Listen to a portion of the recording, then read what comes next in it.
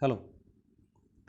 इस वीडियो में हम टेरिडियम का ही एक और टॉपिक एंथ्रीडियम, आर्किगोनियम और फर्टिलाइजेशन डिस्कस करेंगे।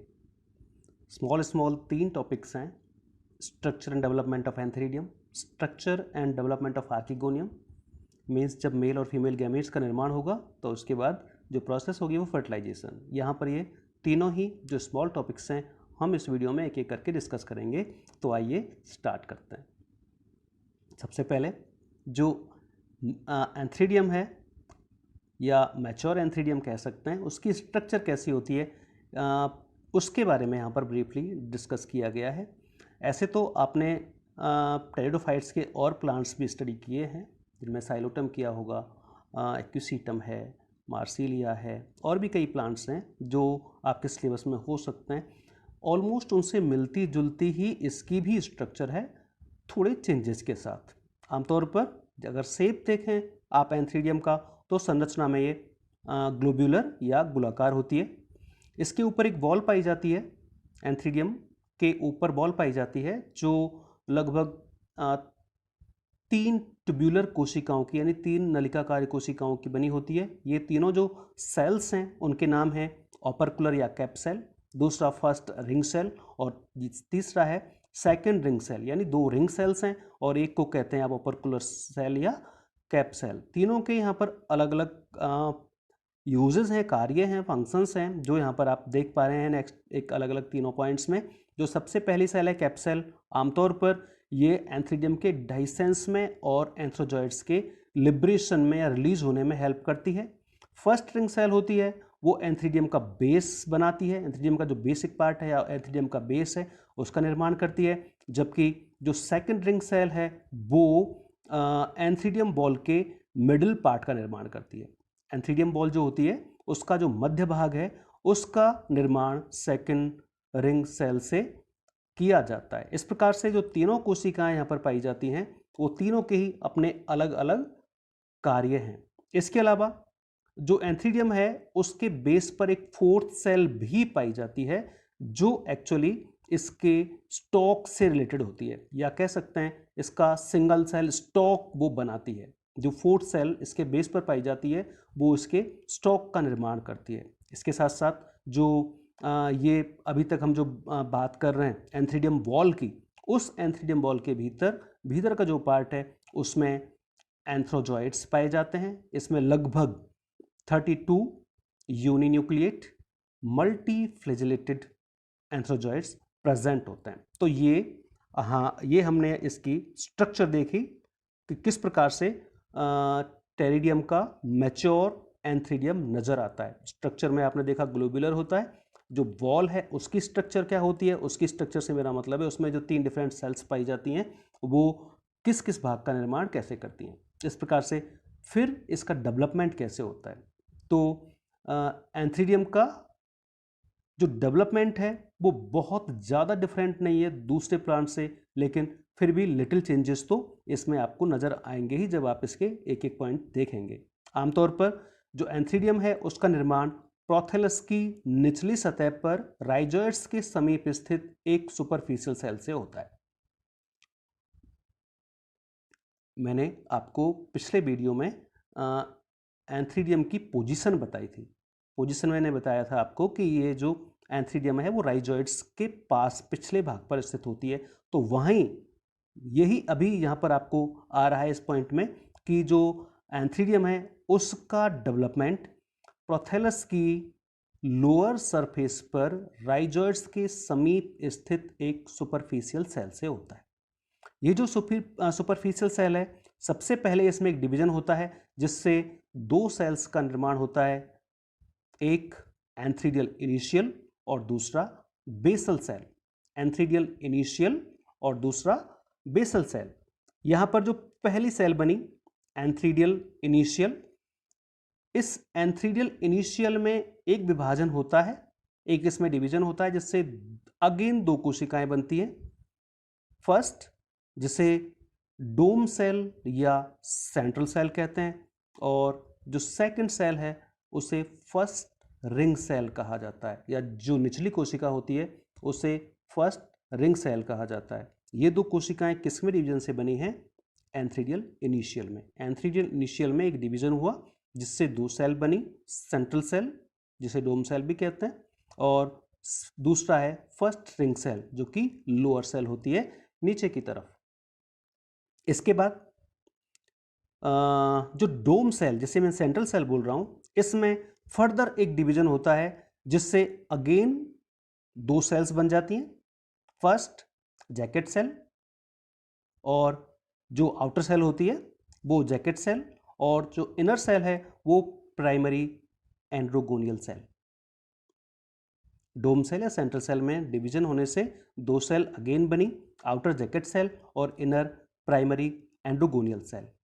जैकेट सेल इसमें पेरिक्लाइनल डिवीजन होता है जिससे अगेन दो सेल्स का निर्माण होता है, कैप सेल या कबर सेल और दूसरा सेकेंड रिंग सेल। तो जो फर्स्ट सेल थी जिसे हम कैप सेल या कबर सेल कहते हैं, और जो दूसरी सेल है उसे सेकेंड रिंग सेल कहते हैं।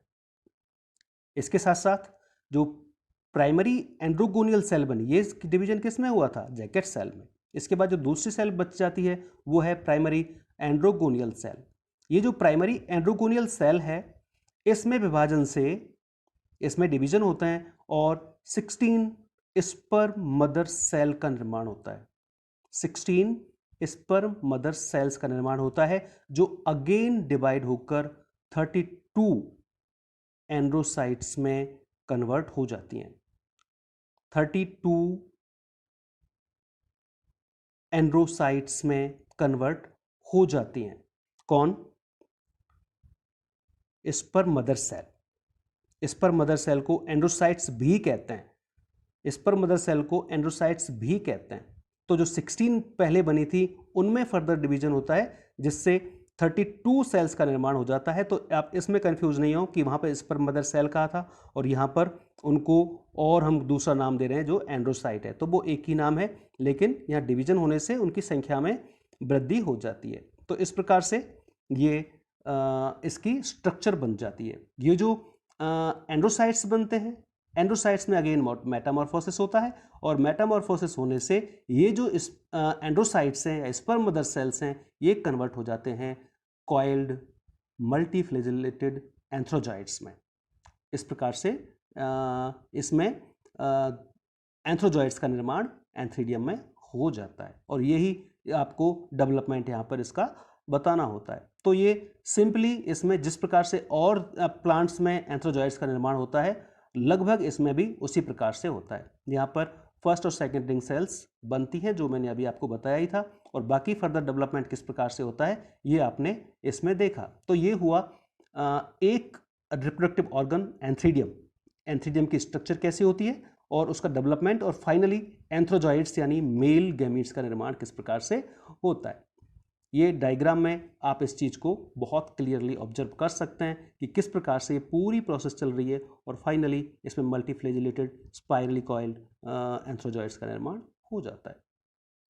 इसके बाद दूसरा इसका रिप्रोडक्टिव ऑर्गन आता है, वो है archegonium, female reproductive organ archegonium. जैसे पहले आपने उसकी स्ट्रक्चर देखी थी, ऐसे यहाँ पर पहले इसकी स्ट्रक्चर बताई हुई है। आमतौर पर जो मैच्योर आर्किगोनियम है वो दो भागों की बनी होती है।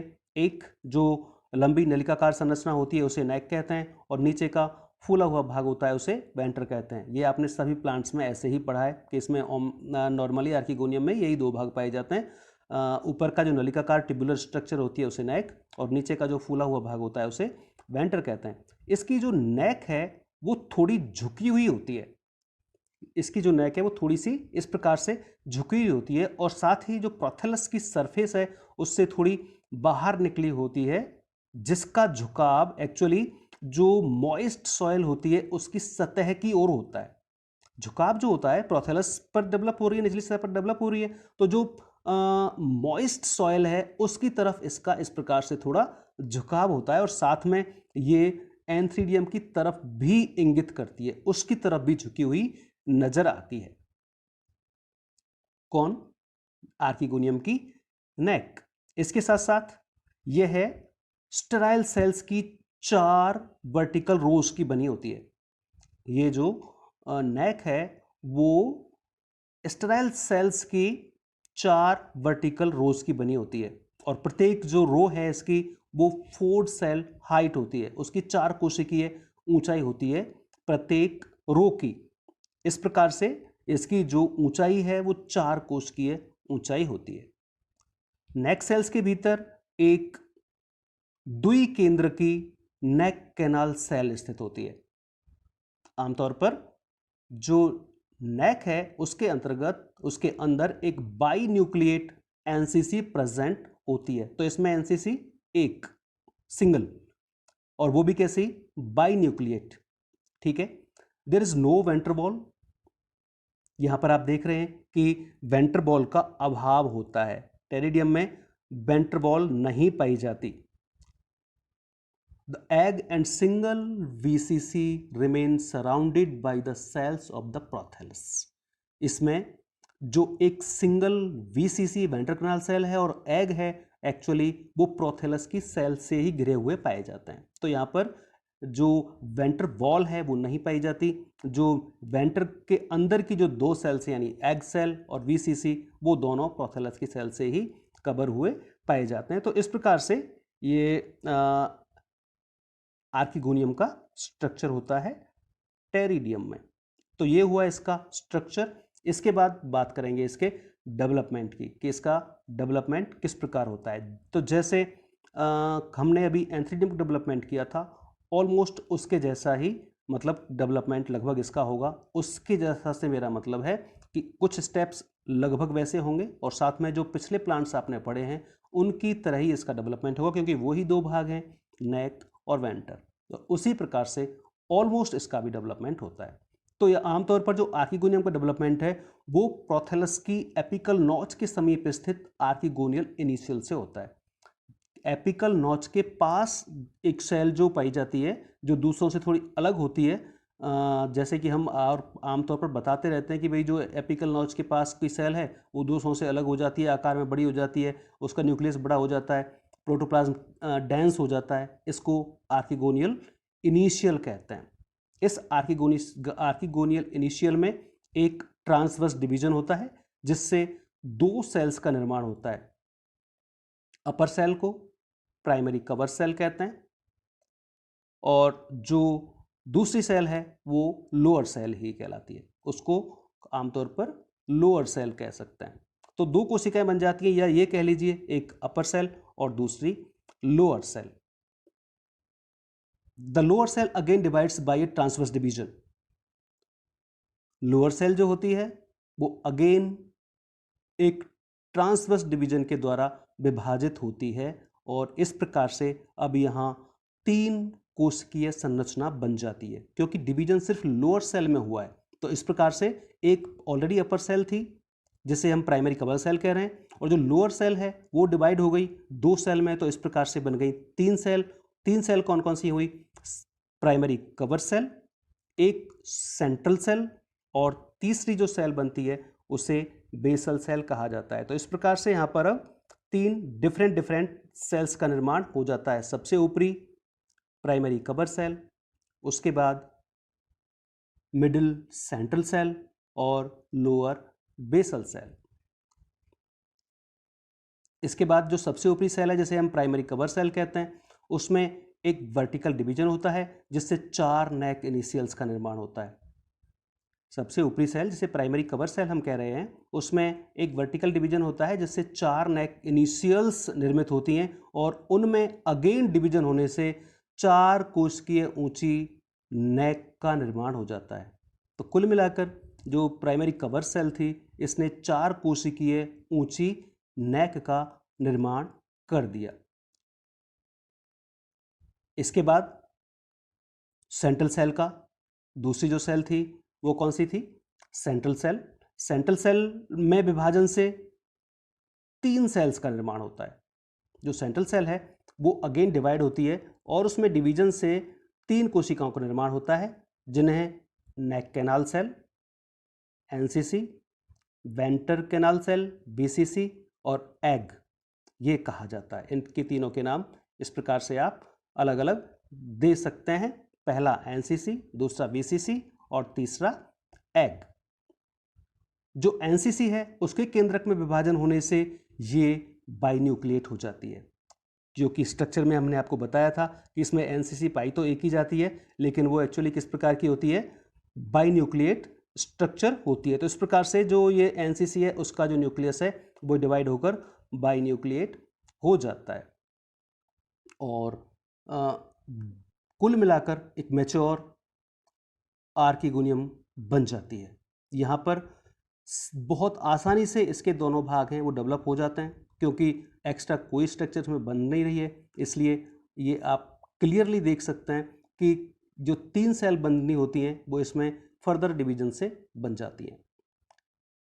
यहाँ एक एक स्टेप को बहुत क्लियरली डायग्राम में मेंशन किया हुआ है। आप देख रहे हैं फर्स्ट में आर्किगोनियल इनिशियल, फिर इसमें आपने एक डिवीजन होते दिखाया रखा है, प्राइमरी कवर सेल और lower cell. Primary cover cell ऐसी की ऐसी है, लोअर सेल में डिवीजन हुआ जिससे मिडिल सेंट्रल सेल और नीचे लोअर सेल बनी। इस प्रकार से आगे एक एक पॉइंट को बहुत क्लियरली इस डायग्राम में आप समझ सकते हैं। तो ये हुआ इसका डेवलपमेंट और फाइनली यहाँ पर निर्माण हो जाता है किसका, एग का, और एग है इसका फीमेल गैमीट। तो मेल गैमीट बना एंथ्रोजॉइड, फीमेल गैमीट्स बन गए एग। इसके बाद फिर अगला स्टेप आपको पता ही है वो आता है फर्टिलाइजेशन। आमतौर पर जो निषेचन है इसमें उसके लिए जल आवश्यक होता है। निषेचन के लिए वाटर की प्रेजेंस एसेंशियल मानी गई है, क्योंकि उसके द्वारा ही जो एंथ्रोजॉइड्स हैं वो पहुंचते हैं आर्किगोनियम तक। इस प्रकार से पहला ही आप पॉइंट देख रहे हैं कि इसके निषेचन हेतु जल आवश्यक होता है। आमतौर पर जो मैच्योर एंथ्रीडियम होती है ये जैसे ही वाटर के कांटेक्ट में आती है, जल के संपर्क में आती है, इसकी जो जैकेट लेयर्स हैं वो फूल जाती हैं। साथ ही एंड्रोगोनियल सेल्स की भित्तियां भी, एंड्रोगोनियल सेल्स की जो वॉल्स हैं वो भी अव्यवस्थित होकर म्यूसिलेज का निर्माण करती हैं। तो जो मैच्योर एंथ्रीडियम थी जैसे ही जल के संपर्क में आई उसकी जो जैकेट की परतें थी वो फूल गई और एंड्रोगोनियल सेल्स की जो वॉल्स हैं वो भी अव्यवस्थित होकर म्यूसिलेज का निर्माण करती हैं।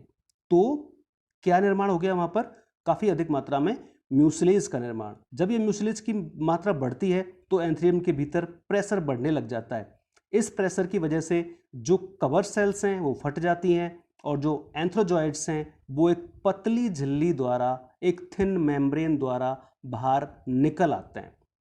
ये जो थिन मेम्ब्रेन है वो जल्दी ही फट जाती है, पानी में आने के बाद जल्दी ही घुल जाती है, डिसॉल्व हो जाती है और फिर जो एंथ्रोजॉइड्स हैं वो वाटर में फ्री हो जाते हैं और क्योंकि फ्लैजिलेटेड होते हैं और वो उसमें तैरने लगते हैं। तो इस प्रकार से पहले यहाँ पर आपने बताया है कि किस प्रकार से एंथ्रोजॉइड्स एंथ्रीडियम से रिलीज होते हैं। इसके बाद ये जब प्रक्रिया चल रही होती है तो वैसे ही कुछ प्रक्रिया आर्किगोनियम में भी चल रही होती है। आमतौर पर जो आर्किगोनियम है उसमें एनसीसी और वीसीसी ये दोनों डिसॉल्व होकर म्यूसिलेजिनस पदार्थ बनाती हैं। ये जो म्यूसिलेज बनता है वो जल अवशोषित करके, म्यूसिलेज वहां जो बनता है आर्किगोनियम में वो भी जल अवशोषित करके फूल जाता है। इसकी वजह से जो नेक है उस पर प्रेशर पड़ता है और नेक का जो माउथ है, ऊपर का मुख है, वो खुल जाता है। इससे जो नेक का ऊपर का भाग है, मुख, उस पर उपस्थित म्यूसिलेज में मैलिक एसिड जैसे रसायन पाए जाते हैं जो एंथ्रोजॉइड्स को अपनी ओर अट्रैक्ट करते हैं। अर्थात इस म्यूसिलेज से या म्यूसिलेज में पाए जाने वाले केमिकल्स जो जिसमें बेसिकली मैलिक एसिड ज़्यादा इंपॉर्टेंट है, उससे अट्रैक्ट होकर एंथ्रोजॉइड्स उस तक पहुंचते हैं। साथ ही कई एंथ्रोजॉइड आर्किगोनियम में एंटर कर जाते हैं, लेकिन उनमें से कोई एक एग के साथ फ्यूज होता है और डिप्लॉयड जाइगोट का निर्माण करता है। इस प्रकार से यहाँ पर फाइनली फर्टिलाइजेशन का जो एंड प्रोडक्ट है जाइगोट, उसका निर्माण हो जाता है। तो हमने यहाँ पर पहले मेल रिप्रोडक्टिव ऑर्गन एंथ्रीडियम, उसकी स्ट्रक्चर और उसमें उसका डेवलपमेंट, साथ में उसमें किस प्रकार से एंथ्रोजॉइड्स का निर्माण होता है ये देखा। फिर फीमेल रिप्रोडक्टिव ऑर्गन आर्किगोनियम की स्ट्रक्चर कैसी होती है उसमें किस प्रकार से एग फॉर्मेशन होता है ये देखा, और जब मेल और फीमेल गेमेट दोनों बन जाते हैं तो किस प्रकार से जाइगोट बनता है, फाइनली फर्टिलाइजेशन के द्वारा ये देखा। ये 3 पॉइंट ही इस वीडियो का कंटेंट थे जो हमें डिस्कस करने थे। मैं ये समझता हूँ कि ये तीनों बहुत मुश्किल पॉइंट नहीं थे, आसानी से आपको समझ में आए होंगे। अगेन एक बार आप वापस से वीडियो देखिए, ठीक से सुनिए, समझिए, तो ये इजीली आपको समझ में आएगा और काफ़ी इंपॉर्टेंट पॉइंट भी है टेरिडियम के केस में। Thank you.